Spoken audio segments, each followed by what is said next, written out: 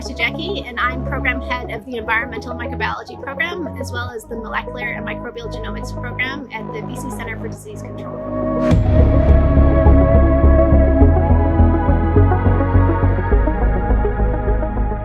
A really good example of where Canadians have had some leadership in using technologies to deal with this outbreak is the field of genomics. So genomics is the perfect example of an emerging technology that was helping with this outbreak specifically. If we look at SARS in 2003, it was about 6 months to generate a complete genome of that virus. Here with this outbreak, it was about 2 weeks. So the WHO first became aware of a pneumonia of unknown origin at the end of December. And on January 11th, the first genome was publicly released. And this was really, really important for a few reasons. The first is that it allowed us to develop diagnostic tools or tests to be able to know if somebody had COVID or not. But it also set the precedent for using genomics to study this outbreak and to release that data publicly quickly. And so we're using that technology to understand how the disease is spreading here in Canada and how it spreads here in British Columbia. And that could not have been done without emerging technologies such as next generation sequencing. And I can really speak more about the testing technologies as opposed to the informatics technologies, but people have been talking about machine learning, AI, and being able to crunch the data. And I think that's one of the things that's coming out in this outbreak is just how much data is available and how quickly. And that's quite different than in previous outbreaks. And so whether or not it's an entire genome of a virus or the number of tests that are performed or creating these projected models, we're living in a data-rich environment. And so those more advanced tools are certainly needed. So there's a number of different laboratory tools that are proving to be important in this outbreak. So the initial molecular-based or RNA-based diagnostic tools, the genomics to understand the spread. We do expect that understanding people's antibody responses is going to be quite important as well. And so that's the serology that you might hear people talking about. So these are all different laboratory tools that will be really important. And I think that one of the things that continues to be important is how quickly these tests are being developed and deployed. And that, for this outbreak and future outbreaks, development and deployment are really important factors in preparedness.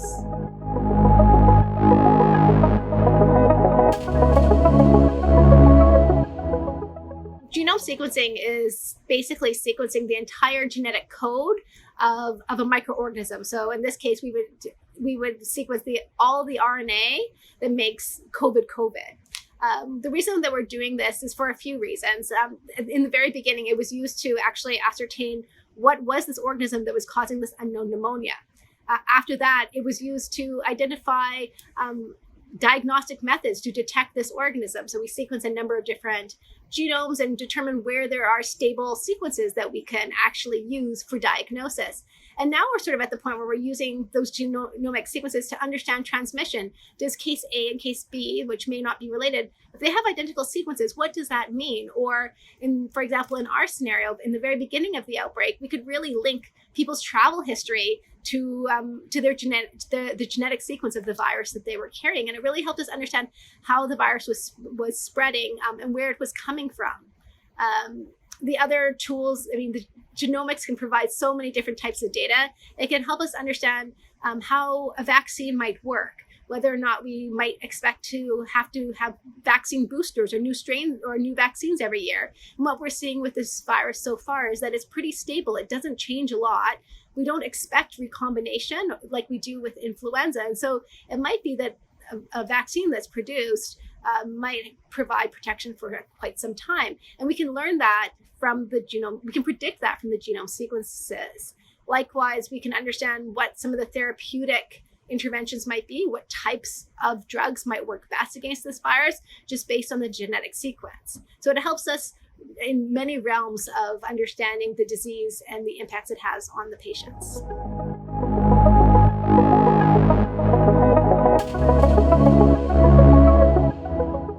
Everything is COVID right now, and that really is our priority.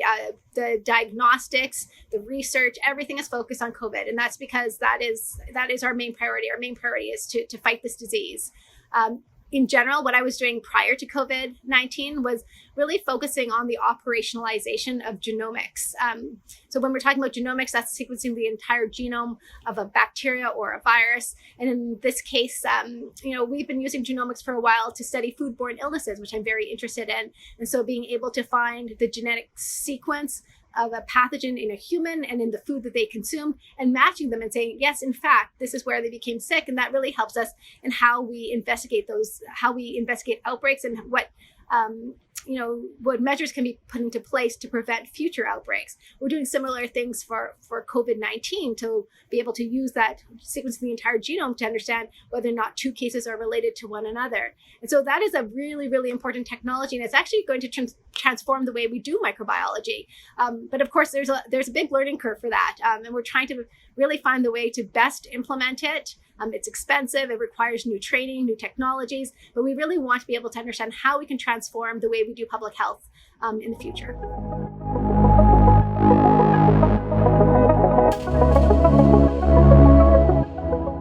For me, this is the first pandemic I've been involved in.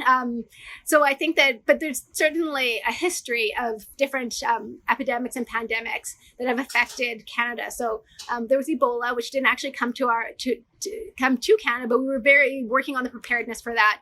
We had H1N1 in 2009.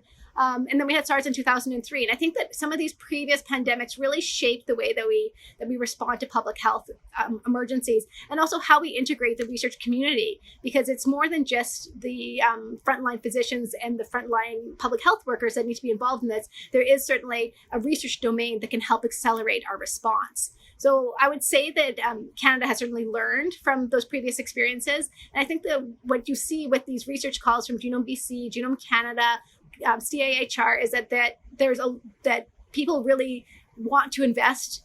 The funders really want to invest in the research that's being done, and that can happen in a really fast pace. And by making that funding available quickly, that means that we can accelerate the work that can happen. So the turnaround times for some of these funding opportunities is sometimes less than a week. And I think that quick pace really allows the quick pace of research. And you'll see that, if you look at the CHR website or Genome BC website, you'll see there's a lot of different types of funding that's been funded, or research that's been funded here in Canada. Everything from therapeutics to genomics to vaccine development to just modeling how the disease is progressing, or even understanding the social impacts of this disease. And I think that the breadth and the number of researchers that have been funded really shows Canada's research capacity and the investment from our government and our funding agencies to support that.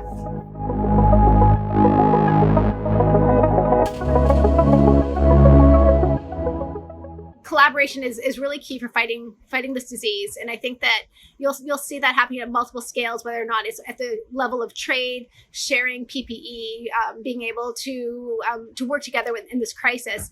I'll give you a really good example of how collaboration has occurred.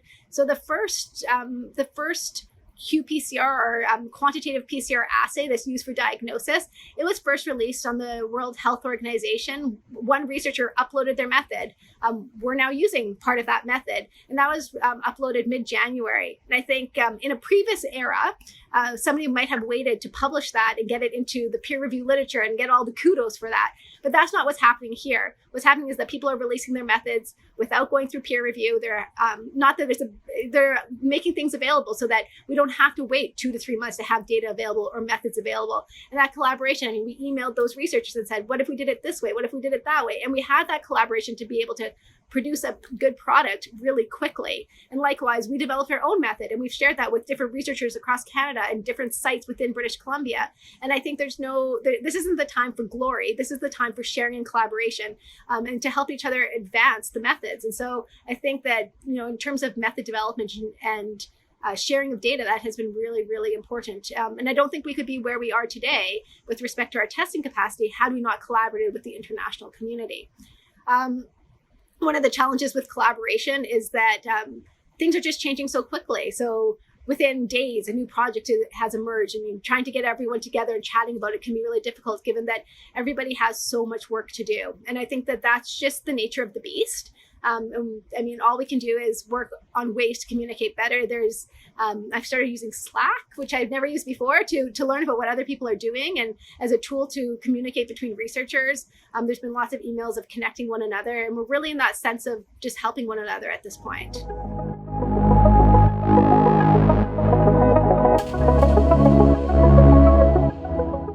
I don't know if we'll see a pandemic this big again, but there will be other emerging diseases. This won't be the last time that a new disease emerges. And so I think that one of our priorities is just making sure that we have the ability to scale up a response, just like this time. I think that we saw a really rapid response and a really aggressive response, and I think it's really is a testament to the science and the data that was available to support making those kinds of decisions. And I think that continued investment in public health and research will be important to making sure that we can have that rapid response in the future. None of this can be done without funding. And so that's one of the things I would say to be prepared for future pandemics it really does mean to invest in public health and invest in testing technologies or scientific technologies and research in general. I think that there's a lot of the innovation that we're seeing is because of past investments. And so we really need to make sure that those investments continue so that we can continue to have a strong public health function and a strong research community. Investing in academic research is really important. Continued research on like basic science as well as applied sciences. I think investment in public health and investment in training programs for public health is really important. So one of the key tools for doing some of the work that we do is genomics, but there isn't a genomic specific training program either on the laboratory side or on the informatics side. I think continued investment in informatics and modeling will be very important.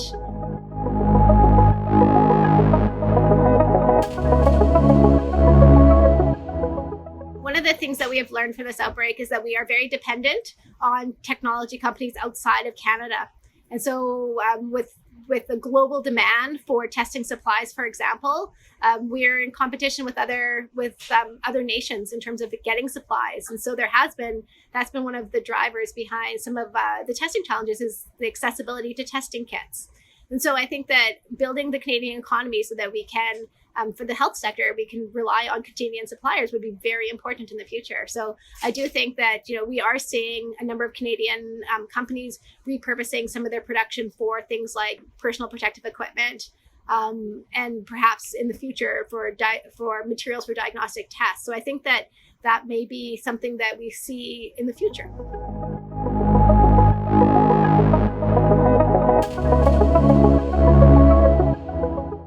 I think a lot of attention has been placed on testing numbers. How many people have been tested, but nobody's really been talking about the method to test or what we're doing with the data. And I think that we really should be thinking about where we are in terms of the automation, the testing technologies, the genomic technologies. We've come a long way.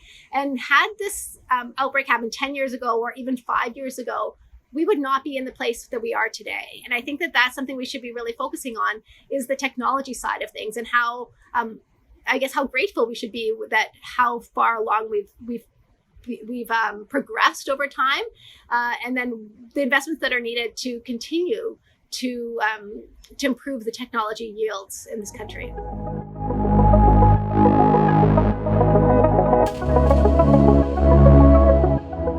Today we were chatting about the fact that our respiratory illness diagnoses are down right now. Likewise, the rates of diarrheal disease is down as well. And that's not for lack of submissions. That is because we believe that social distancing and increased hygiene are contributing to a decrease in the spread of infectious diseases. And we actually saw this during H1N1 as well. So when that outbreak of influenza occurred, we saw a lot less diarrhea. And that was because changes in isolation, changes in cleaning procedures, changes in hand hygiene. People are worried about contracting the disease. And so, I've been washing my doorknobs, and my kids sing happy birthday twice, and they wash their hands many, many times a day more than they ever did before. And I think that that's actually, as a society, if we can actually move towards some of these better hygiene practices, we might see a reduction in the burden of some infectious diseases. So not that there should be a silver lining of any of this, but I do think that better knowledge of hygiene can only be a good thing for society.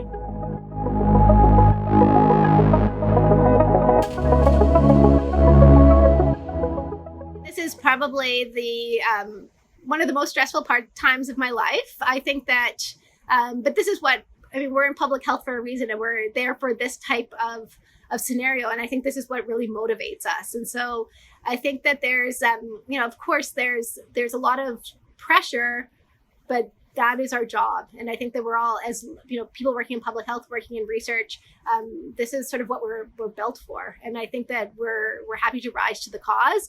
And that's not to say that there hasn't been many sleepless nights, but it is our responsibility.